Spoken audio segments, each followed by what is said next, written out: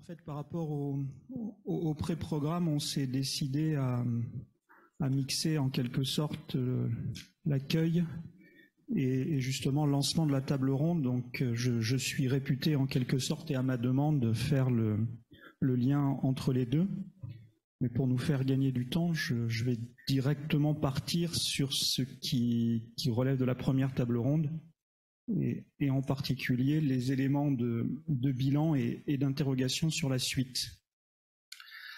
Donc je passerai les aspects plus protocolaires d'accueil et de remerciement si vous le permettez. Je ne pose pas évidemment en spécialiste du sujet, donc je vais parler à la fois sous la casquette Vinatier, sous celle aussi peut-être aussi de l'expérience dans mon précédent établissement, puisque les sujets s'inscrivent dans un continuum sur une douzaine d'années, et puis les constats qu'on peut opérer à travers d'autres activités de représentation nationale, y compris, j'en remercie Claire Compagnon, les travaux auxquels elle a bien voulu nous associer et m'associer personnellement sur le cas, enfin au titre du 4e plan sur les adultes, même si ensuite évidemment le Covid a rendu nos échanges un peu plus compliqués. Cette expérience, par définition, à ne pas poser en spécialiste, elle va m'amener à parler plutôt sous l'angle de l'hôpital et de la psychiatrie, du champ sanitaire, et peut-être vous retrouverez-vous dans une partie de mon propos, volontairement, pour des raisons de maîtrise du temps, je resterai près de mon texte, donc il ne faudra pas hésiter ensuite à demander toute précision. Alors je suis reparti d'un constat, et ce constat m'amène à une interrogation. Alors bien entendu que suite aux échanges qu'on a pu avoir hier soir, on a toujours le regret d'avoir préparé un texte et de se dire que c'était peut-être pas tout à fait le bon, parce qu'il y a des éléments autres que j'aurais voulu finalement aborder aujourd'hui suite à ces échanges. Le propos, de toute façon, il peut rapidement être très diversifié, donc j'ai décidé de me centrer sur 5 affirmations, plutôt dans mon champ d'activité ou dans le champ d'activité hospitalier de l'hôpital psychiatrique, pas forcément d'ailleurs en tant que directeur, on va se situer plus largement. Et puis à la fin, je me dis que les questions qui se posent autour des TSA, des TND, qui se posent à vous dans vos exercices sur les différents champs d'activité, les champs de compétences qui sont les vôtres, ils ne sont peut-être pas si spécifiques que ça. Et vu de l'hôpital psychiatrique et de mon expérience, ils témoignent peut-être d'une situation qui plus globalement est celle qui à la fois nous pousse à agir, mais qui nous confronte à certaines difficultés. Alors pour être plus concret, je dirais que quel que soit le passé et le passif, parce que ce passé en psychiatrie pour les TND, les TSA et l'autisme, on sait qu'il peut être lourd. Je suis parti du principe, même s'il est parfois contesté, parce que ce principe me paraît incontournable, que nos établissements, donc la psychiatrie en l'occurrence, que ces établissements soient mono ou multidisciplinaires d'ailleurs, nos établissements donc ont impérativement un rôle à jouer, on ne serait pas là autrement, dans le champ des TND, et leur responsabilité, parce que c'est plutôt le sujet, c'est pas tellement le rôle, à prendre sur les questions qui nous occupent, qui sont celles du neurodéveloppement, qui sont sur d'autres champs celles de la cognition, pour parler moins spécifiquement de questions psychiatriques, à proprement parler. Parce qu'en fait, ces questions-là, je considère, et ça c'est mon credo, qu'elles sont partie constituante des transformations et des progrès que notre discipline doit opérer, donc au bénéfice des patients et personnes concernées, selon je dirais, le statut sous lequel on les considère, et bien entendu de leurs aidants. Et donc ça guide en fait un engagement, parce que je pense que nous sommes dans un champ d'activité, et plus spécifiquement pour moi sur la psychiatrie, dans une discipline qui, si on veut la transformer, nécessite quelques convictions et nécessite bien plus, par nécessité, d'être militant, parce qu'autrement les choses ne bougent pas ou bougent si peu. Sur la base de cette affirmation, je vais en développer 4. Comme je l'évoquais, je pense que notre sujet des troubles du neurodéveloppement n'est pas si singulier, mais qu'il illustrera l'envie, d'aucuns diraient à la tristesse, la difficulté, je suis assez cash sur le sujet, ou le refus persistant d'une partie de la psychiatrie, tout mode d'exercice confondu, hein, je ne parle pas que des établissements publics ou de services publics, de décrire son activité et ses pratiques, on l'évoquait hier soir, et d'affronter ainsi, je reste près de mon texte pour pas trop digresser, et d'affronter ainsi la validation et l'adoption des bonnes pratiques. Pour moi, cette dimension-là, elle participe de ce que j'appelle depuis maintenant 3-4 ans la crise qui est devenue systémique de la psychiatrie, entendons par là qu'il faut traiter toutes les parties du tout parce qu'elles sont interdépendantes, hein, notion de système, et que cette crise justement, ou paradoxalement, elle est approfondie, voire aggravée d'ailleurs, par des évolutions positives depuis quelques années. Il y a des accélérations qui viennent dans un modèle qui n'est sans doute plus le bon, accentuer une partie de ces difficultés, voire de sa désagrégation. Car je ne fais pas un constat évidemment qui resterait statique et les progrès sont manifestes, on le voit bien dans le champ d'activité dont on parle aujourd'hui. Alors pourquoi est-ce qu'on en est là? Je pense que c'est assez simple et assez binaire. Nous sommes confrontés, et le champ de l'autisme, Claire Compagnon est là et on peut l'en remercier, fait pour partie exception. Nous sommes confrontés à un double constat. Il y a une sorte de défaut de volonté d'affrontement du sujet par les politiques publiques de santé, donc de la modernisation de notre champ d'activité qui suppose, dans l'approche systémique, je l'ai décrite par ailleurs, d'affronter toute une série de questions, et puis du refus persistant, évidemment, ce serait trop simple autrement, nous ne sommes pas victimes, nous sommes aussi acteurs de tout cela, du refus persistant de nombre de ceux qui représentent les psychiatres, de s'engager dans cette modernisation et notamment dans la description des pratiques et des activités. Je pourrais prendre de multiples exemples, bien que je doute aujourd'hui, dans les perspectives à la fois locales et nationales, qu'ils soient encore majoritaires et représentatifs, en particulier parmi les plus jeunes, parce que ça fait quand même quelque temps que les plus jeunes sont sur les positions, et nous les partageons, qu'on peut défendre aujourd'hui.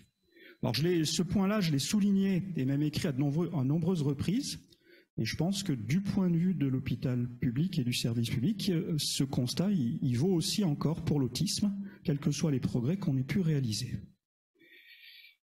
La deuxième affirmation, alors en fait elle sera plus simple parce qu'elle fait écho à ce qu'on a dit précédemment, c'est cette question de l'exigence de la recherche. Bon, c'est sans ambiguïté la stratégie de l'établissement, parce que de temps en temps je vais parler du vinatier, c'est pas pour tirer la couverture à nous, mais je vais essayer de parler de ce que je connais. Et on voit bien que essayer de développer une stratégie de la recherche dans un établissement comme celui-ci, qui a sa valence universitaire, ça engage les objectifs de recherche aussi dans le champ des TSA-TND. Et on voit que dans nos échanges internes se pose déjà la question de savoir quelle est la place, y compris en termes d'allocation de ressources et de priorité, qu'on doit accorder aux questions relevant du neurodéveloppement. Alors bien entendu, on n'est pas seul engagé sur ces sujets, puisque par définition, l'établissement s'inscrit dans un écosystème universitaire et de recherche qui ne lui appartient pas en propre. On voit également, puisque ça caractérise nos échanges aujourd'hui au sein de l'institution, dont je précise que depuis maintenant un peu plus d'un an, sur le périmètre de la psychiatrie, parce qu'on est toujours à osciller entre cette question de la psychiatrie en tant que discipline et puis la part qu'on prend avec des effets de bord et d'élargissement dans le champ des neurosciences, et le neurodéveloppement bien entendu en est une expression caractérisée, c'est de constater que dans une approche assez disciplinaire, nous sommes devenus le premier établissement de France en termes de production de recherche en psychiatrie. Et pour avoir vérifié mes gammes, la part du neurodéveloppement, elle représente quand même à peu près à ce jour 15% de la production de recherche de l'établissement, notamment sur des publications de rang A et B, je ne développerai pas, mais ceci est caractérisé.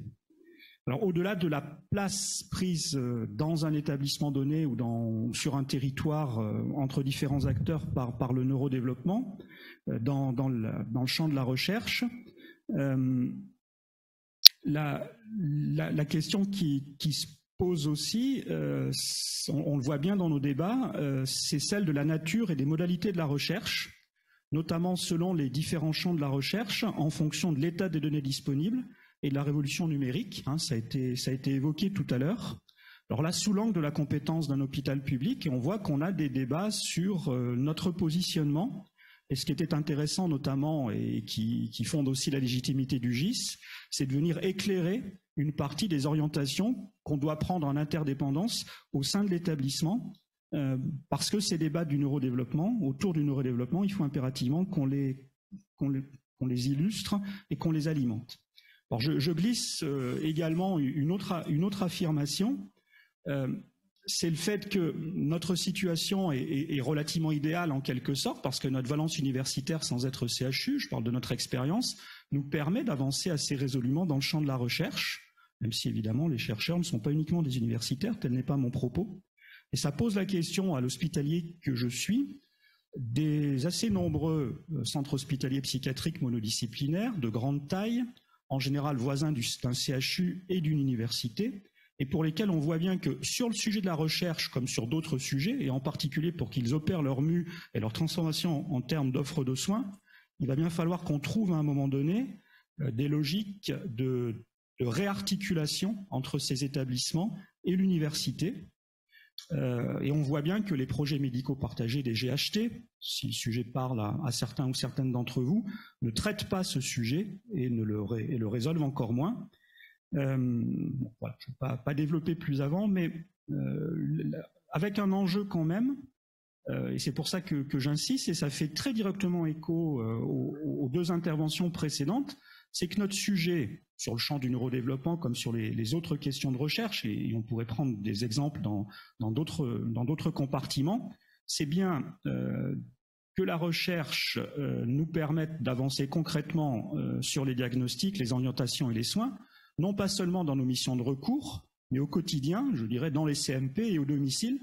Et ce qui est extrêmement intéressant, c'est qu'on commence à en avoir les prémices et qu'on voit qu'effectivement, ceci participe, je ne peux pas développer, une partie de la réorganisation de la discipline, y compris dans la personnalisation des soins au quotidien, y compris dans des CMP qui jusque-là sont quand même restés extrêmement généralistes dans l'approche des différentes pathologies. Et là, j'admets que je m'éloigne peut-être un peu des questions neurodéveloppementales. Troisième affirmation, elle sera beaucoup plus rapide, et vous l'avez aussi évoquée, mais je vais la compléter, c'est qu'évidemment, pour la période qui s'achève et surtout pour celle qui vient, l'approche de l'expérience des patients, des personnes concernées et des aidants, elle doit être au centre de nos stratégies à la fois d'établissement, de territoire et national, ça a été évoqué, mais quand vous êtes à l'échelle d'un établissement, c'est le sujet sur lequel on commence de travailler au Vinatier. Je ne sais pas jusqu'où ça nous mènera. On a quelques autres exemples dans le champ hospitalier, mais pas dans le champ de la psychiatrie à ce jour.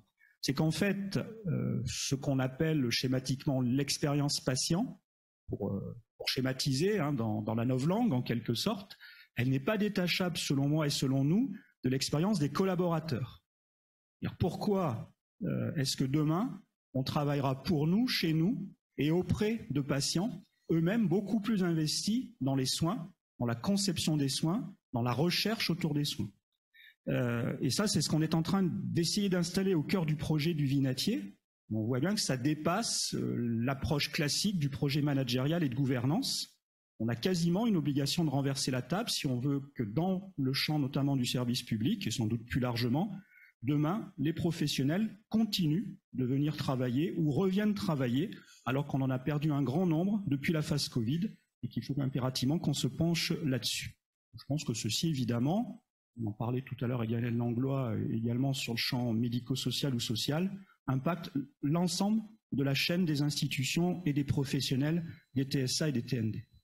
La quatrième affirmation, c'est qu'on voit bien, et chez nous, HUADIS en est un exemple, qu'il va nous falloir affronter, ceci est en lien, tout se tient, une conception différente de l'hôpital psychiatrique, mono-multidisciplinaire.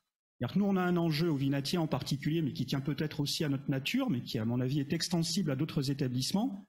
Et sur l'ensemble de nos activités, je ne parle pas que les TND, de passage d'un hôpital psychiatrique qui, sur son site central, se définissait jusque-là essentiellement comme un plateau d'hospitalisation, je schématise volontairement, tout le reste étant réputé ambulatoire, à une approche par plateau technique et de compétences multidimensionnelles, donc agrégeant des compétences qui jusque-là n'étaient pas celles de la psychiatrie, qui peuvent relever d'autres spécialités ou d'autres champs de compétences, et pas forcément d'ailleurs exclusivement médicales. Excusez-moi. Donc, irriguant à partir de là les dispositifs de diagnostic, d'évaluation, de soins et de formation.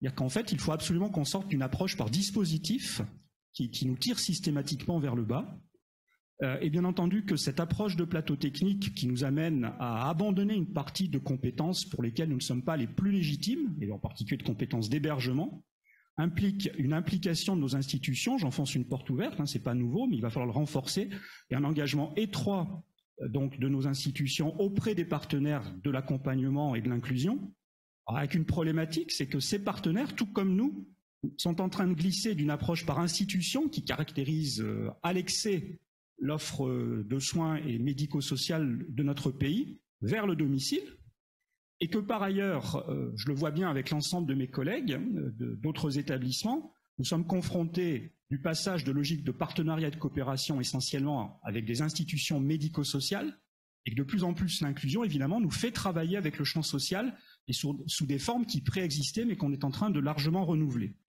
Alors, inversement, nous devons nous rendre aptes à accueillir les acteurs et les compétences du champ social et médico-social, y compris à l'intérieur de nos propres plateaux de compétences, puisque nous ne postulons pas à posséder la totalité des compétences et des expériences.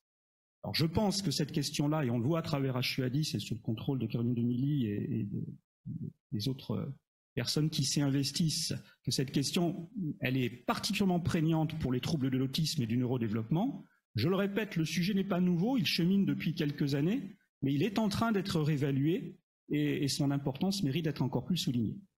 Mon dernier point, est peut-être un peu plus polémique, c'est de risquer enfin une interrogation, là je regarde plus directement Claire Compagnon, sur l'offre de soins qui est celle des services et des pôles de psychiatrie de l'enfant et de l'adolescent, des hôpitaux psychiatriques en particulier, ou autorisés en psychiatrie, puisque notre discipline n'est pas qu'organisée par établissement monodisciplinaire.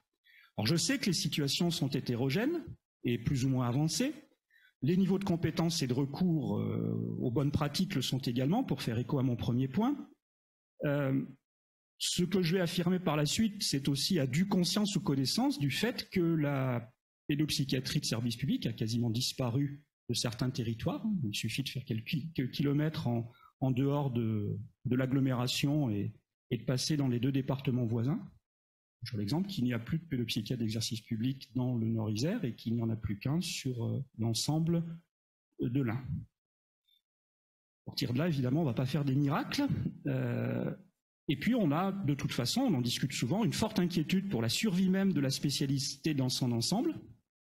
Je répète, 600 pédopsychiatres, toutes formes d'exercice confondus en 2030, quels que soient les effets dont je doute, pour différentes raisons que je ne vais pas développer, du numerus clausus, il est clair qu'il va falloir renverser la table et passer à autre chose. La pédopsychiatrie est encore très loin d'être passée à autre chose, voire d'imaginer qu'elle doit passer à cette autre chose.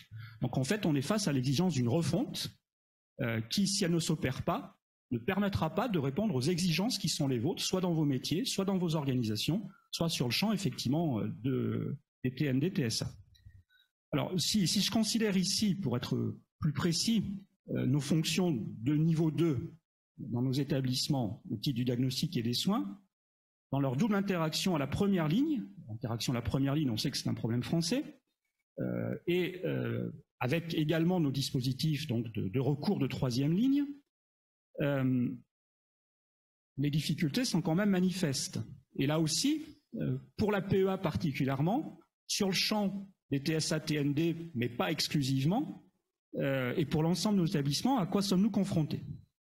On est dans un pays où il n'est pas décrit de modèle d'offre de soins. Ça nous renvoie pour la psychiatrie, et donc pour ses sous-ensembles fonctionnels, et en particulier pour le neurodéveloppement, pour la part qui nous concerne, même si évidemment nous n'en avons pas le monopole, loin de là. Je l'évoquais tout à l'heure en termes de bonnes pratiques. La gradation des soins n'est pas décrite, quasiment de l'ordre du tabou. Nous raisonnons dans des systèmes d'autosuffisance territoriale où chaque établissement imagine qu'il est à peu près capable de tout faire, y compris quand il ne fait rien ou pas grand-chose, puisqu'il n'est pas capable ou plus à même de le faire. D'autre part, ces sujets ils sont révélés par des dossiers qui vous paraîtront très abscons, mais qui vous concerneront. C'est le nouveau modèle de financement de la psychiatrie qui commence de se mettre en place, qui intéresse aussi les questions effectivement de la part que prendra ce modèle de financement à ce dont on discute aujourd'hui et qui nous réunit. C'est la même chose aussi des autorisations d'activités de soins. J'estime que le sujet est particulièrement loupé. Mais tel n'est pas le propos aujourd'hui. Et donc, si je porte un constat plus immédiat sur ce qui relèverait de nos établissements dans un contexte qui est quand même assez péjoratif parce qu'il ne nous porte pas au changement et à l'adaptation, c'est ça mon problème, sauf si nous décidons collectivement dans nos établissements, médecins, soignants, directions confondues, de modifier les choses. Peu d'éléments nous guident, comme on a pu le voir à l'inverse sur la question de la recherche précédemment à travers les orientations du GIS. Et donc pour conclure ce propos, le constat que je fais, on le faisait l'autre jour dans le cadre d'une réunion du CR1, c'est que finalement une des faiblesses des plans successifs et qui interroge la suite, et en particulier la façon de mobiliser nos établissements dans le champ sanitaire, c'est que les dispositifs, et depuis longtemps, 12 ans que je suis en psychiatrie, les choses elles sont à peu près inscrites dans cette constante, malgré la progression des ressources, c'est que les dispositifs en fait se sont construits à travers des enveloppes supplémentaires. Ça vaut pour l'autisme en particulier, mais ça vaut aussi pour d'autres activités. C'est-à-dire qu'en fait, on a financé en plus. On sait que c'était nécessaire. Et la psychiatrie, de par son mode de financement, elle s'inscrit dans ce que j'appelle la logique du guichet. C'est-à-dire que toute activité nouvelle suppose un financement supplémentaire. On regarde rarement, ou pas assez souvent, comment se réorganiser et redistribuer une partie de la ressource vers de nouvelles activités. Alors, ce qui fait que cette culture du guichet fait que les établissements, on le voit bien dans nos échanges, regarde Sandrine Saunier, y compris médico-sociaux, nous répondent qu'ils ne sont pas en mesure de faire plus. Ou que s'ils devaient faire plus, il faudrait les financer plus. Alors moi, je ne suis pas un accro à tout prix de la dépense publique et des moyens supplémentaires. On a aussi une part de responsabilité. On n'est pas sous tutelle, on n'est pas infantilisé.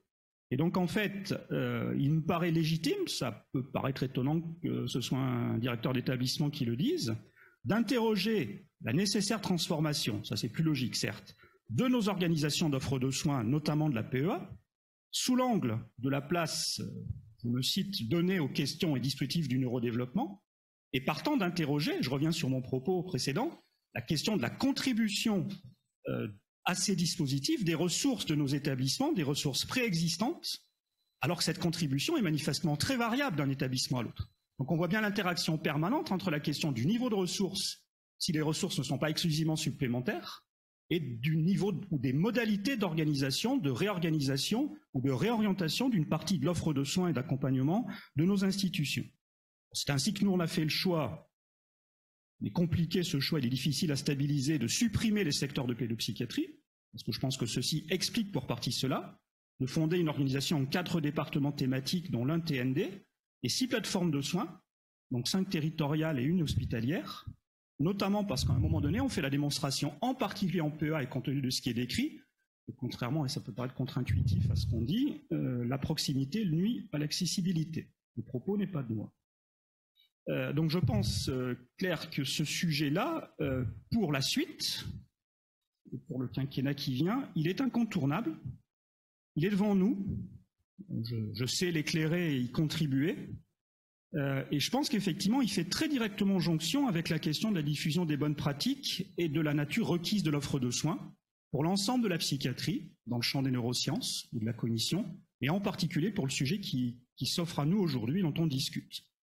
J'insiste sur le fait, même si ça ne vous parlera pas forcément, puisque vous êtes dans un champ d'activité qui est spécifique, et tant mieux, c'est que ces questions qui s'appliquent pour moi au TSA, TND et au neurodéveloppement, dans les différents domaines du diagnostic, de l'évaluation, des soins, de la recherche, etc., quand on interpelle la structuration du système d'offre de soins et sans doute d'accompagnement, quand on interpelle les missions-fonctions de nos établissements sur les territoires, mais également en recours, on voit qu'il est question de mutation de l'hôpital psychiatrique et de la psychiatrie, et que ce sujet, finalement, il est le même, parce qu'il n'y a pas de différence de nature dans le champ des TSA-TND, qui pour moi, de par l'expérience et la connaissance que j'en ai, sont des révélateurs d'une difficulté plus globale, mais tant on voit bien qu'en même temps, et c'est l'enjeu aussi de journées comme aujourd'hui, qui sont TSA-TND, qui sont des leviers de cette transformation à part entière dans ma conviction systémique.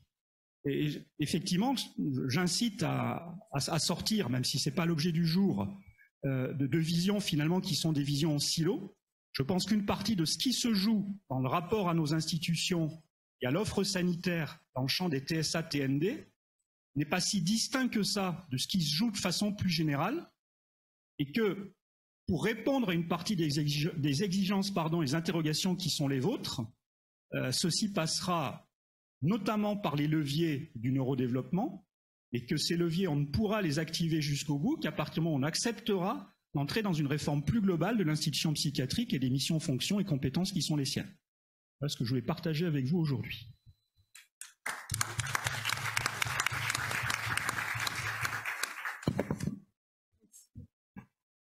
Merci beaucoup à Pascal Mariotti pour ce panorama à la fois de l'évolution des conceptions du neurodéveloppement et de ce que peut y apporter la psychiatrie et le champ de la santé mentale. Alors peut-être que lorsqu'on questionne à la fois le bilan, les limites, mais aussi les apports et les perspectives du plan autisme et neurodéveloppement, on peut passer la parole à Daniel Langlois. Daniel, est-ce que vous voulez nous donner votre aperçu à la fois du bilan, mais aussi des perspectives du point de vue associatif?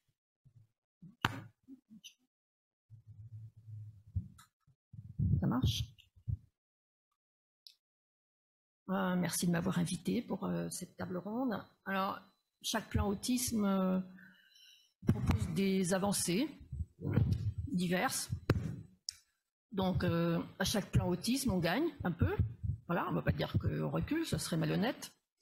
Mais chaque fois, on est très déçu parce que cela reste en deçà, bien sûr, de ce que les familles attendaient au départ. Alors, c'est la règle des plans. Les plans sont partis depuis le premier en 2005 de 0, en dessous de 0, enfin, je ne sais pas comment dire.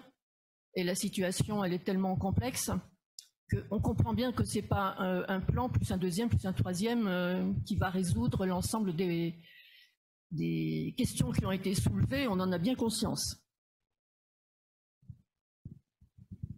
Alors pour cette stratégie-là, ce que les familles ont apprécié, c'est la place de la recherche et puis le fait que le trouble du spectre de l'autisme a été fermement adossé au trouble du neurodéveloppement.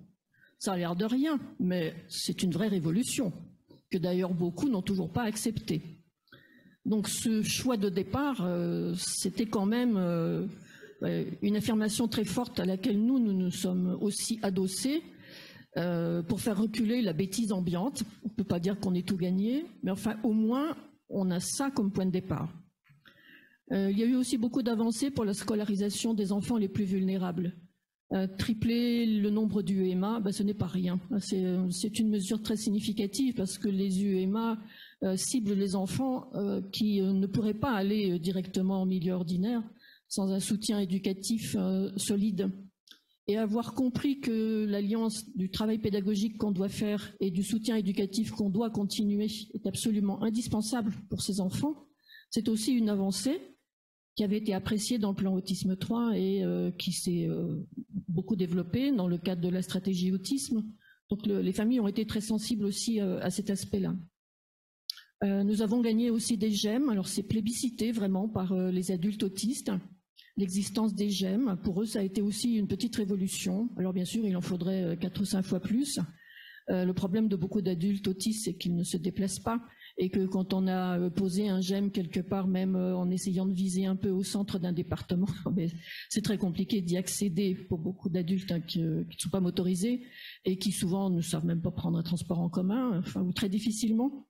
Donc c'est compliqué. Mais le modèle est vraiment, sans doute, il faudrait l'aménager différemment pour les adultes autistes parce qu'ils ont des besoins spécifiques, sans tirer le GEM vers le médico-social parce que ce n'était pas le but. Mais je pense qu'il manquerait là quelques aménagements pour en faire vraiment des outils majeurs dans l'accompagnement social des adultes autistes. On a pensé aussi aux plus vulnérables avec les unités résidentielles. C'était une demande des familles très forte. Et il y a quelques dispositifs d'emploi accompagnés, je peux en parler parce que dans mon département c'est le cas, qui ciblent les adultes autistes, parfois de manière extrêmement volontariste. Par exemple, un adolescent sorti tout droit d'IME que le dispositif d'emploi accompagné s'est efforcé de suivre pour voir comment il pouvait entrer en milieu ordinaire de travail. Et puis je remercierai aussi pour l'ensemble des textes réglementaires qui sont sortis, que ce soit pour les plateformes ou l'accompagnement des professionnels qui doivent y travailler et le radossement réglementaire aux recommandations de bonnes pratiques, ce qui n'est pas sans poser des problèmes, puisqu'il y en a qui ont eu l'indécence d'aller contester au Conseil d'État les textes en question. Donc franchement, c'est la honte. Je ne peux rien dire d'autre. Qu'on en soit encore là en 2022, alors que ces textes avaient cette exigence-là que tous les usagers ont soutenue, qui allait de soi, qu'on en soit encore à les contester, moi j'ai du mal. Ce qui manque, je vais me référer à Madame Le Sen, l'ancienne directrice de l'autonomie de notre ARS, qui avait essayé de faire le travail qui avait été fait à l'ARS Bretagne, trouver où étaient les personnes autistes. Alors pour les enfants et les adolescents, elle avait un peu avancé, et pour les adultes, je me souviendrai toute ma vie de la réflexion qu'elle nous a faite. Rassurez-moi, ils sont bien quelque part. Bah oui, madame, ils sont bien quelque part, mais où? Donc cette question-là reste en l'état. Nous n'avons toujours pas d'études épidémiologiques aux normes, quand même, alors que des pays qui ont un PIB 50 fois inférieur au nôtre sont capables de le faire. Donc voilà, ça c'est encore une honte nationale. Je ne peux pas dire le contraire, c'est pas acceptable qu'on ne sache pas où sont les personnes autistes. Alors il y a un progrès, c'est-à-dire que la France, faute de mieux, prend le taux de prévalence international, voilà, en se disant bon il doit y avoir, ouais, il doit y avoir. Ben oui, mais ils sont où? Il doit y avoir, c'est pas une réponse exacte. Et surtout, comme on ne sait pas où sont les personnes autistes, on a du mal à les aider puisqu'on ne les a pas repérés. L'éducation nationale dit qu'il y a 50 000 enfants scolarisés autistes, en comptant le médico-social. Et moi, je réponds gentiment, bah oui, mais il en manque la moitié. Alors, où sont les autres? Réponse, c'est pas de notre faute s'ils ne sont pas diagnostiqués. Tout à fait, je n'incrimine pas du tout l'éducation nationale. C'est un constat. Donc, il faudrait sans doute commencer par là. Le deuxième problème, toujours en suspens, c'est celui de la formation des professionnels et du respect des recommandations de bonne pratique. Quand on voit que des associations gestionnaires passent leur temps à voir comment elles pourraient ne pas respecter les recommandations, en allant jusqu'à contester sur le plan juridique leur existence et le respect qui doit être dû aux recommandations, franchement, ça fait mal en 2022 qu'on en soit encore là, alors que ça devrait aller de soi, dans le sanitaire comme dans le médico-social. On en est malheureusement très très loin. Les adultes ne sont pas restés les absents en entier de la stratégie, alors que c'était le cas avant, mais bon, il reste tout à faire. Et en particulier, il reste à ouvrir des places de femmes et de masse en grand nombre. J'ai horreur du mot place, comme tout le monde. Alors, solution d'accueil, tout ce qu'on veut. Mais je veux dire, beaucoup d'adultes autistes qui ont des troubles sévères associés ne vont pas vivre en milieu ordinaire sans un étayage 24 heures sur 24. Or, cette dimension-là n'est pas prise en compte par les pouvoirs publics pour le moment. Elle ne l'est pas à la CNSA. Nous avons tous protesté au conseil de la CNSA en disant c'est bien joli, votre convention d'objectifs et de moyens, mais c'est quoi les moyens publics qui vont être donnés à ceux qui n'ont pas de solution? Et la solution, ce n'est pas forcément l'école à temps plein ou pour les élèves les plus démunis ou pour les adultes, la vie dans un habitat inclusif. Enfin, je veux dire, il ne faut pas rêver, quoi. Ça ne peut pas suffire. L'inclusion en soi, j'ai rien contre, bien au contraire. Et je veux dire, pour beaucoup de ces personnes-là, qui sont en très grande difficulté, la réponse, elle ne peut pas être sous cette forme-là uniquement. C'est un piège, un leurre qu'on nous tend. On n'a qu'à supprimer les institutions. On voudrait bien, ou au moins qu'elles fonctionnent autrement. Déjà, elles respecteraient les recommandations, ça serait bien. Mais je veux dire, la réponse en termes de lieu de vie, c'est aussi une demande des familles. Quand on est au bout du rouleau et qu'on n'en peut plus, la réponse, c'est pas gardez-le à domicile, on va vous trouver un service d'aide à domicile. Ce n'est pas acceptable, cette réponse-là. Et puis je dirais, pour finir, que ce qui manque encore, même si on avance, la recherche participative, c'en est un exemple, c'est aider toutes les personnes autistes à vivre avec l'autisme. Parce que honnêtement, ce n'est pas un cadeau d'être autiste. Contrairement à ce que certains racontent en faisant le sel de l'humanité future. C'est très compliqué. Et donc, ce dont nous avons besoin, c'est qu'on aide les personnes à comprendre leur fonctionnement, à s'y adapter, à voir de quelle manière elles peuvent tirer profit de leur vie parmi les autres, pas de raison qu'elles n'y arrivent pas, mais souvent elles ne peuvent pas le faire seules, et qu'on leur ouvre ces possibilités-là. L'autonomie d'une personne autiste, ça n'est toujours pas pensé. Qu'est-ce que ça veut dire? Et on s'y prend quand? On s'y prend pendant l'intervention précoce. C'est une grosse faille en France. Il n'y a pas de service d'intervention précoce ou quasiment pas. Si on ne met pas le paquet chez les tout-petits, on peut toujours faire quelque chose. C'est pas le problème, hein. Mais je veux dire, c'est quand même plus simple quand on commence à quelques mois que quand on s'y met à 50 ans. Et donc ce travail-là, ça reste encore une faille. Ce dont nous rêvons, nous, hein, c'est que les surhandicaps associés à l'autisme se réduisent massivement, voilà, et qu'on puisse vivre épanoui, apaisé, avec l'autisme qu'on subit. On n'a pas choisi hein, d'être autiste, mais on pourrait quand même vivre nettement mieux, je pense, si l'organisation de la société permettait cet épanouissement et cette sérénité. Voilà, autour d'un handicap comme un autre handicap. Quand on a un handicap, on apprend à vivre avec parce qu'on n'a pas le choix, on le contourne parce qu'on n'a pas le choix. Il reste tout ça à construire, je pense, pour l'autisme.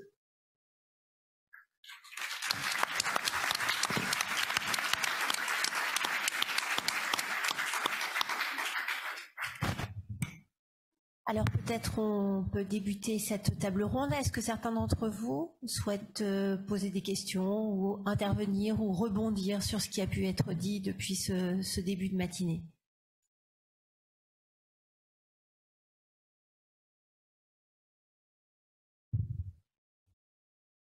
Oui, Annick Tabé.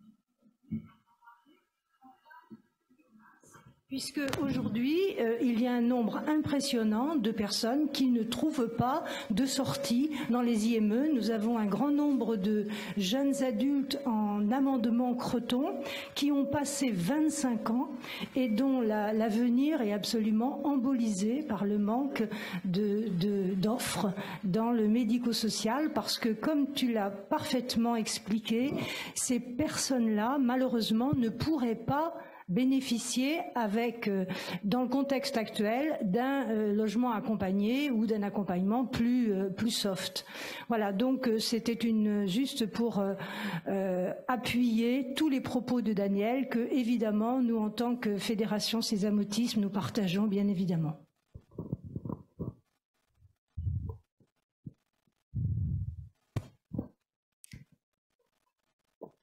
D'autres remarques? Oui, Sandrine Saunier.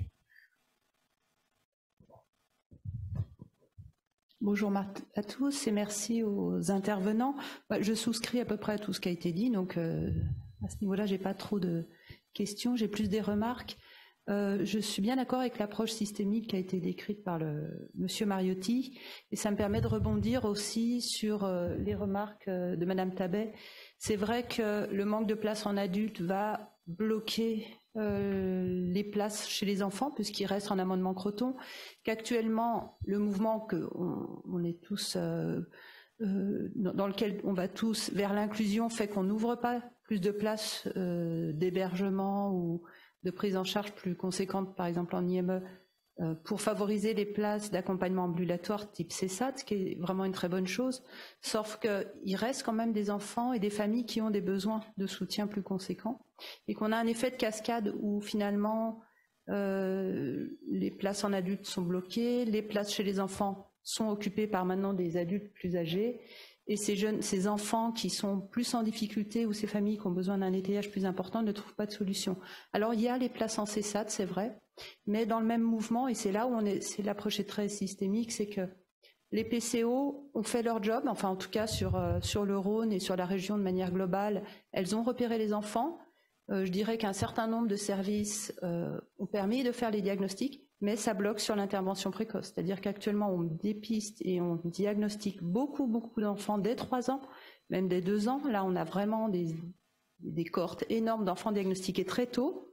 Et malgré les efforts conséquents d'ouverture, d'unités d'intervention précoce, de petits services, de CESAD précoce, là, on se retrouve de nouveau, ce qui est récent depuis les PCO, mais ce qui est plutôt une bonne chose, je ne critique pas l'action des PCO, avec de nombreux enfants très jeunes sans solution du tout, même en libéral. Et là, on commence à voir un peu la saturation du système. C'est que si on fait un levier quelque part, il y aura un effet sur les autres rouages. Et si on fait du diagnostic précoce, il faut penser intervention précoce.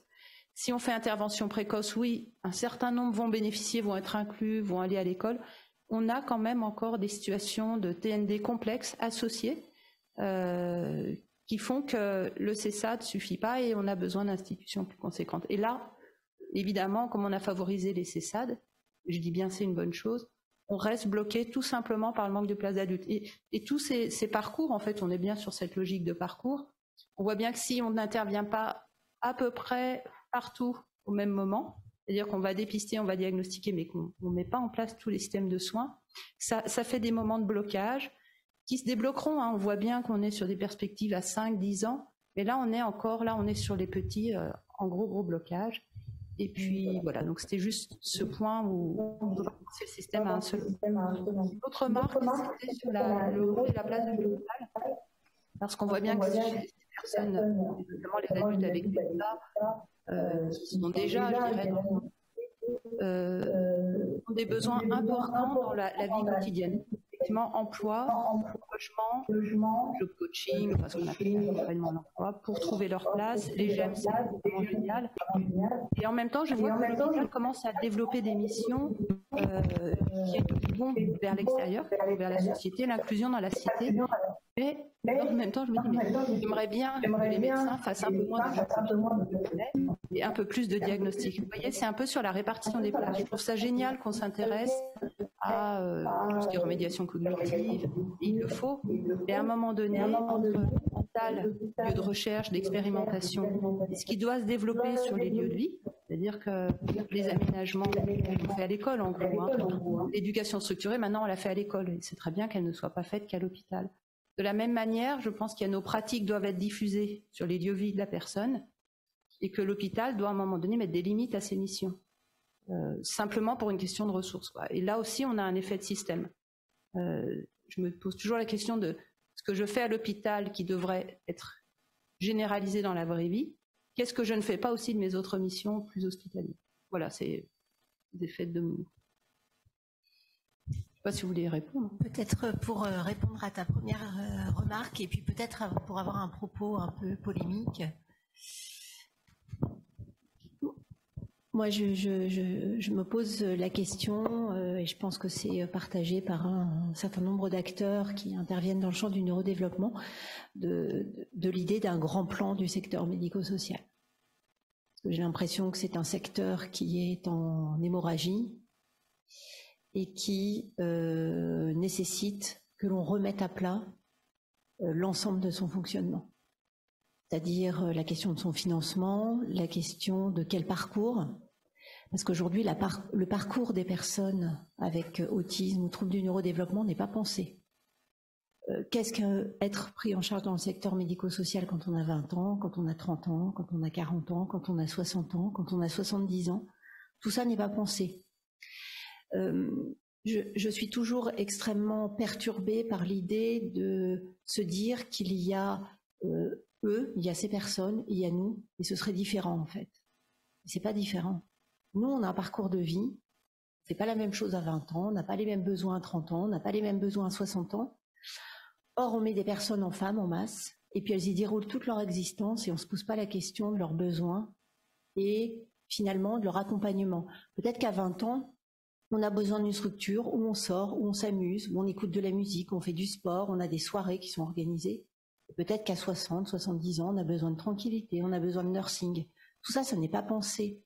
Et en tant que citoyenne, je dirais même peut-être plus qu'en tant que médecin, je trouve ça extrêmement choquant. Et ça nécessite vraiment qu'on remette à plat l'ensemble de ce fonctionnement. Quelle est la place de l'innovation aussi dans le secteur médico-social? Quelle est la place de la recherche? Quelle est la place des familles?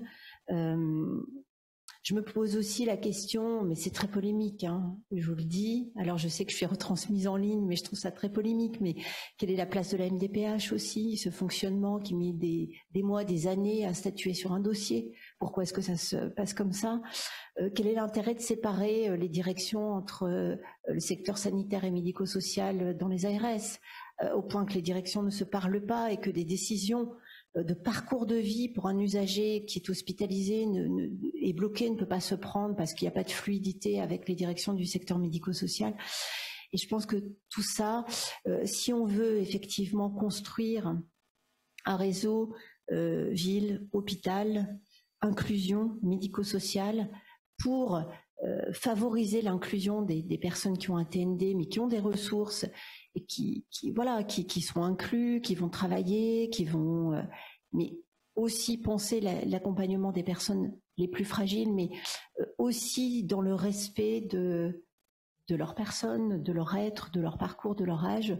Peut-être que je dirais que dans les objectifs des années à venir, il faudra qu'on se retrousse tous les manches pour repenser tout ça.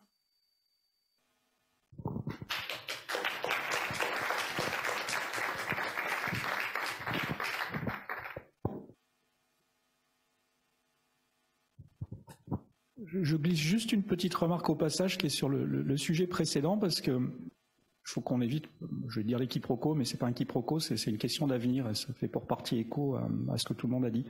Je suis toujours étonné parce que on le retrouve en psychiatrie, on l'a longtemps trouvé en psychiatrie vis-à-vis de l'hospitalisation de la part de l'UNAFAM. Alors j'interprète, ou je surinterprète, et il y a un point qui me frappe, c'est que acteurs que nous sommes, ou dirigeants, on va l'assumer, d'institutions sanitaires et ou médico-sociales, on a parfois des regards, ça peut paraître paradoxal, même si ce n'est pas généralisé, plus critiques sur l'institutionnalisation et nos institutions, un peu le sujet, qui sourde aujourd'hui dans l'échange, que les familles elles-mêmes. Il y a des explications à tout ça, je vais pas développer. Quand je prends, toute proportion gardée, l'exemple de l'UNAFAM, j'ai connu une période où effectivement, ils défendaient l'hospitalisation et des positions très hospitalo-centrées, du seul fait que les familles étaient dans des difficultés telles qu'en dehors à un moment du recours ultime à l'hôpital et à l'hospitalisation, il n'y avait rien d'autre. Ces sujets, ils sont toujours à l'œuvre. Alors moi, je ne voudrais pas qu'il y ait de quiproquo. Quand on parle entre nous de la question de l'inclusion, parce que la question qui revient, on le voit bien, c'est il faut des places en masse et en femmes. Moi, j'en sais rien. Ce que je constate quand même, parce que c'est pareil à l'hôpital, et c'était caractérisé au Vinatier, quand on est resté trop longtemps en institution, on n'en sort pas ou on en sort avec une extrême difficulté.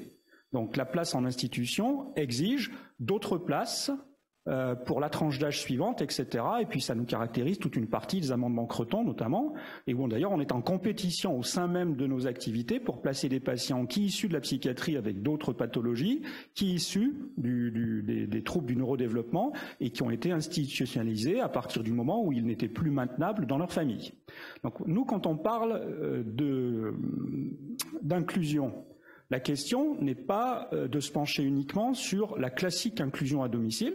Je pars d'un sujet qui n'est pas tout à fait le mien, puisqu'effectivement, la psychiatrie, le sanitaire n'est qu'en appui sur ce sujet.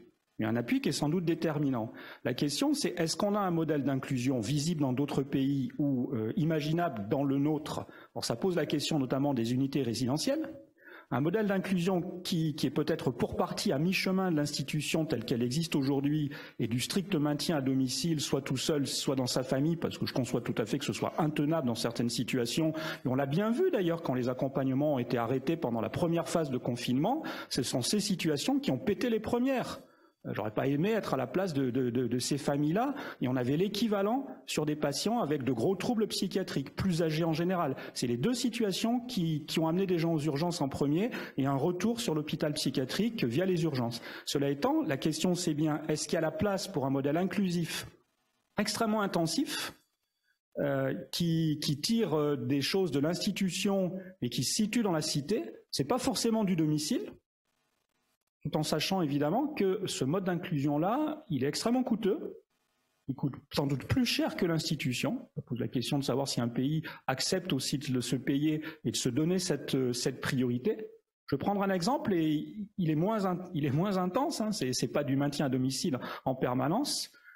Une équipe mobile, puisqu'on est en train de les multiplier, de soins intensifs à domicile dans un établissement comme le nôtre, c'est un effectif grosso modo qui est l'équivalent de celui d'une unité d'hospitalisation. Donc l'ambulatoire coûte peut-être un peu moins cher, l'inclusion elle coûte au moins aussi cher que l'institution et peut-être plus si on va jusqu'au bout du sujet. Et effectivement, on a des décideurs publics et des politiques publiques qui ont bâti l'illusion dans leur tête, pour des raisons de dépenses de santé, etc., et de dépenses sociales, que l'inclusion et le maintien à domicile dans la cité coûtaient moins cher. Moi, je pense que c'est faux si on met les solutions au niveau d'intensité requise pour que les gens vivent parmi nous et qu'à la fin, on ne finisse pas contraint et forcé par les faire passer d'une institution à une autre. Et là, je pense qu'on est dans une partie du débat, qui est un débat de politique publique et de dépenses publiques également, et peut-être aussi d'éthique et de société, qu'on a devant nous, notamment dans le champ d'activité qui est le vôtre, mais qui s'étend à toute une partie des patients de la psychiatrie avec des handicaps lourds, dont on sait qu'aujourd'hui, ils restent très dépendants de nos institutions. Un petit mot d'Angela Sirigu avant de faire la pause. Ah, il y avait une question. Ah, Jessica. Allez, une petite question de Jessica, une intervention d'Angela, et puis on fera la pause. Bonjour. Oh, c'est super fort. En fait, du coup, c'était par rapport aux interventions qui avaient eu lieu juste avant, donc ça va peut-être dénoter, je sais pas. Je voulais juste dire que j'étais perplexe quand j'ai cru entendre que les adultes prenaient la place des enfants au niveau de certains parcours, institutions. En fait, on ne prend pas la place, on a une place nous aussi dans la société. Donc après, c'est à voir si il faudrait éventuellement mettre plus de structures en place, plus de professionnels, plus à inclure également plus les personnes directement concernées. Je voulais dire aussi que je faisais partie d'un collectif, Café Autiste Adulte Lyon. Et en fait, parce que j'ai entendu quelqu'un qui demandait ce qu'était un GEM, un groupe d'entraide mutuelle. Je voulais en parler parce qu'en fait, récemment, je suis allée voir une institution qui voulait nous rencontrer et quand je lui ai dit on est un groupe Facebook, privé, etc., elle m'a dit « Ah, mais en fait, vous n'existez pas parce qu'on n'est pas une association, on n'est pas un GEM et c'est très étrange de se recevoir ça alors que je suis une personne vivante face à elle. » Voilà. Ensuite, par rapport au logement, parce que ça en parlait un petit peu comme ça, on est nombreux à avoir des soucis de logement d'un point de vue... comment dirais-je, architecture, parce qu'en fait, de plus en plus, les logements sont beaux, mais ils ne sont pas fonctionnels pour nous, très résonnants, des structures en métal à l'extérieur qui perturbent le sommeil. Voilà. Et puis, la quatrième chose que je voulais dire, c'était que récemment, je suis tombée sur des conférences de Charles Gardou, qui est un anthropologue, écrivain, conférencier du coup, qui a écrit notamment un livre qui s'appelle La société inclusive. Et en fait, il fait tout une explication de texte par rapport au terme inclusion qu'il rapproche de occlusion. Et lui, il parle plus d'inclusivité, d'inclusif. Merci.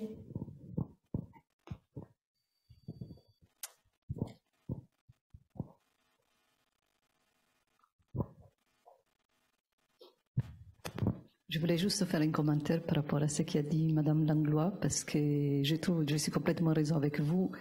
La recherche sur le neurodéveloppement, c'est la clé pour comprendre l'autisme. Donc je pense qu'il faut soutenir ce type de recherche. Et en tant que chercheur, je remarque qu'il y a beaucoup de discontinuités dans la manière dont nous travaillons dans ce type de problématiques. Par exemple, j'ai remarqué que on a les financements, par exemple l'ANR, qui sont assez discontinus parce que ça dure 3 ans. Après, je vois qu'il y a d'autres grandes maladies pour lesquelles l'État il a une réponse très très forte. Par exemple, maladies dégénératives. Parkinson, Alzheimer, etc. Mais il me semble qu'il n'y a pas beaucoup de IHU, par exemple, neurodéveloppement. Que je sache, il me semble qu'il y en a un à Paris, c'est même pas une IHU en fait. Une IHU associée à une fondation, ça nous permettrait d'avoir une structure de recherche très forte associée à la clinique, qui permettrait d'avoir des fonds continue, parce que la recherche, il ne faut pas oublier, ça prend du temps. Hein. C'est pas en 2 ans on peut avoir un petit résultat. Okay? Mais c'est l'effort collectif des équipes. Il y a toutes sortes de personnes qui travaillent. Et donc, voir des personnes qui ont travaillé pendant 3 ans dans un projet, qui doivent s'obliger de partir ensuite, soit parce qu'on est soumis à la loi Sauvedet, soit parce qu'on n'a plus de financement. Voilà, c'est un vrai problème parce qu'il y a des compétences qui sont bonnes, donc on va tout recommencer depuis le début. Donc une fondation NIHU du neurodéveloppement, ça nous permettrait d'avoir une continuité dans cette recherche, donner des réponses et comprendre aussi le fonctionnement de nos représentations sociales, qui soient normales ou pathologiques. Voilà.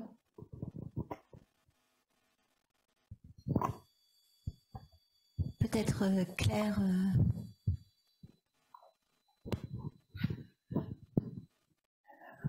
Dans le représentant attitré des pouvoirs publics aujourd'hui, je me sens un tout petit peu tenue de répondre à quelques éléments. D'abord dire, c'est un peu une joke, mais voilà, je suis contente d'être venue ici parce que c'est assez rare que Daniel fasse quelques compliments. C'est même très très peu fréquent, et enfin, ou jamais même. Et voilà, et donc j'en ai entendu quelques-uns, donc voilà, je les prends vraiment. Sur ce qui manque, on est assez d'accord. Hein. Je dois dire que moi qui suis en charge de piloter cette politique publique depuis maintenant presque 4 ans, hein, puisque j'ai été nommée en 28 ou le 27 avril 2018. Voilà, je savais très bien qu'on allait faire des choses, et je crois que tout le monde s'accorde à dire qu'on y a mis pas mal d'engagement et pas mal de ténacité, mais qu'on n'allait pas faire tout en 4 ans, alors qu'on a une situation qui, depuis des années, a été dans une vision partielle. C'est pour ça que dans mon propos tout à l'heure, j'insistais sur la dimension interministérielle. Hein. Je rappelle que pendant que la première mesure de politique publique vraiment sur la question de l'autisme et du financement de la recherche, c'est 500 000 € dans le 3e plan pour financer de la recherche en SHS, ce qui est très bien. Mais on voit bien que voilà. Alors on est maintenant à une 20aine de millions ou une 30aine de millions plutôt 30 millions de financement là au 31 décembre 2021 sur les questions de recherche. Mais voilà, moi qui connais bien, je parlais du sida ou du domaine du cancer, c'est évidemment sans commune mesure. Donc voilà, Angela, évidemment vous avez raison sur la question des ruptures et de la discontinuité. En même temps, on peut voir le verre à moitié vide ou le verre à moitié plein. Et je vois que vous êtes plutôt dans le verre à moitié vide. Voilà, on va continuer. Voilà, hein, ce qui est en train de se jouer là, avec notamment les résultats des derniers appels internationaux et européens, c'est bien un apport majeur de financement sur les questions de recherche qui n'avait jamais existé auparavant. Voilà. L'autre point que je voudrais dire sur la question de l'inclusion et sur la question des places, d'abord on ne peut pas dire qu'on n'a pas créé de places là ces dernières années, hein, parce qu'il y en a eu plusieurs centaines, hein, beaucoup plus que ça même. Hein. Sur les adultes, on doit être à plusieurs centaines de créations de places depuis ces dernières années, et il y en a encore d'autres qui sont prévues là maintenant. Là où moi je suis, partagée, notamment quand je vous ai entendu, Madame Tabet, c'est qu'est-ce qu'on propose aux adultes autistes aujourd'hui ayant des grosses difficultés. Grosses difficultés, ça veut dire 365 jours, 24/24.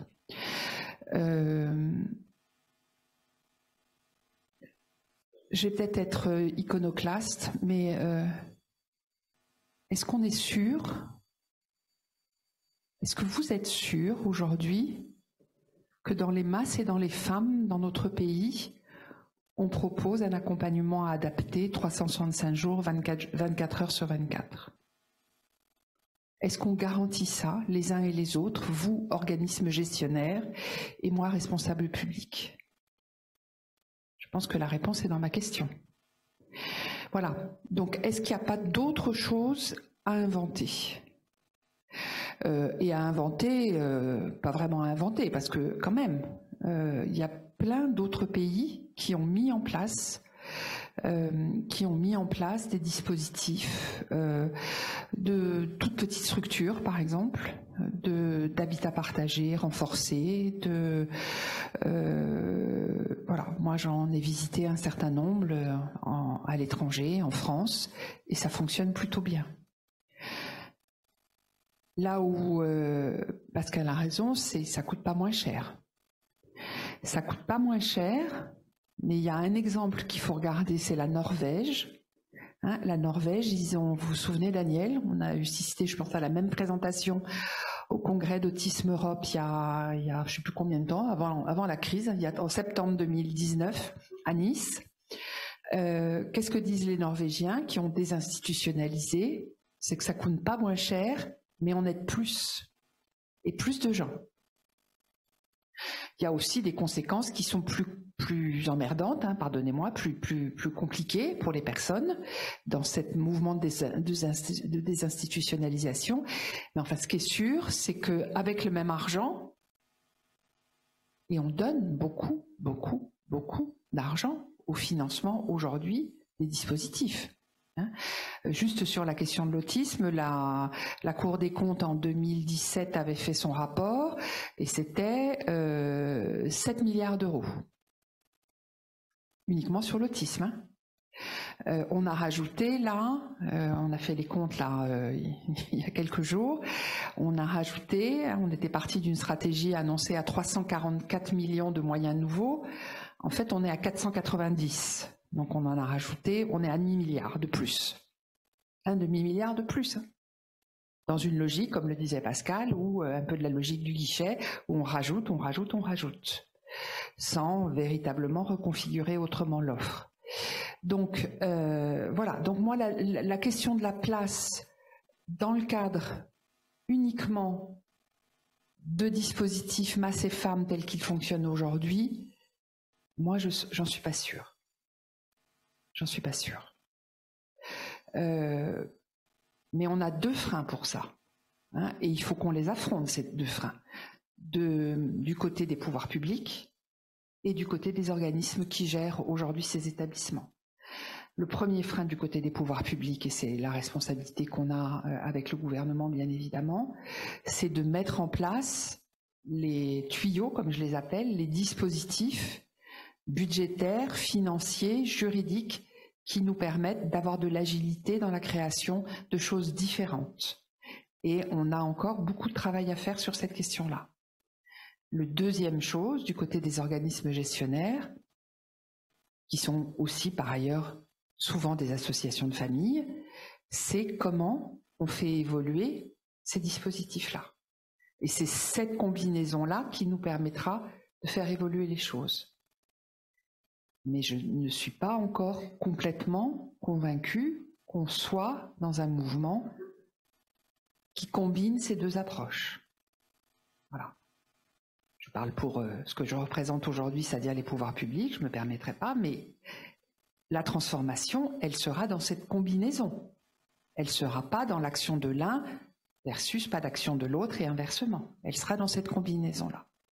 Et donc, comment on arrive à cette combinaison-là? Il y a plein de choses qui ont déjà été avancées. Je sais pas, on est en campagne électorale ou presque. Voilà, donc c'est pas mon sujet, mais en tous les cas, il y a déjà des choses qui ont été faites et importantes, mais c'est pas encore suffisant. Je suis bien d'accord avec vous. Voilà. Mais voilà, je pense pas que la résolution du besoin d'accompagnement renforcé des personnes soit uniquement dans la création de places. Uniquement. Voilà. Parce que moi, ce que j'entends aussi de la part des personnes elles-mêmes, vous voyez, on a ouvert, je le disais tout à l'heure, première unité résidentielle pour adultes très sévères, adultes autistes très sévères, qui a été, je crois, Daniel peut-être me dira oui, peut-être me dira non, mais qu'on a quand même très construite, hein, voilà, qui est le résultat d'un travail collectif. Eh ben, on a diffusé, il y a eu un article de presse dans, je sais pas quel journal de Provence, là, de Méditerranée, et j'ai eu sur ma boîte mail, comme ça m'arrive régulièrement, des choses extrêmement désagréables me disant mais qu'on était en train de faire de l'institutionnalisation des adultes autistes et qu'on mettait ces adultes dans des établissements qui font de la contention, qui enferment, qui n'accompagnent pas. Ça est un tout petit peu exagéré, évidemment, mais voilà, il y a aujourd'hui, et tout ça arrivait de personnes autistes directement. Donc il y a aujourd'hui, et on peut le comprendre, un souhait extrêmement fort des personnes d'avoir des réponses plus inclusives, plus sociétales, plus... voilà. Et on leur doit de garantir que dans ces réponses-là, évidemment, il y aura une continuité, il y aura une qualité, il y aura une mise en œuvre des recommandations de bonnes pratiques. Mais voilà. Donc voilà, je voudrais qu'on sorte de ce... dans la mesure du possible, si je peux émettre un vœu, dans cette vision qui est parfois un tout petit peu caricaturale de inclusion, institutionnalisation. Voilà. Il nous faut des deux, et quand même, il nous faut beaucoup avancer sur la question de l'inclusion. Beaucoup, y compris pour répondre aux vœux qu'exprimait et Daniel, auxquels je souscris de manière extrêmement forte, c'est comment on aide globalement les personnes à vivre, à comprendre, à s'adapter, et comment on aide notre société à s'adapter aux besoins des personnes différentes. Et on a encore un peu de chemin à faire là-dessus.